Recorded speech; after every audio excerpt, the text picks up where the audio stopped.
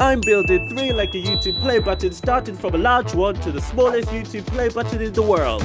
To make the first one, I'll need a good amount of Lego bricks and skill. Let's go! Wow, looking pretty good. But we're not finished yet as we still have 2 more to go. Moving on. Now our medium-sized YouTube play button has to be more compact, increasing the difficulty level. This one for sure has been the most challenging so far. And finally, it's time to build the smallest, the most accurate YouTube play button in the world. Drum roll, please. Ta-da! What's that, brother? Yo, chill man, yo.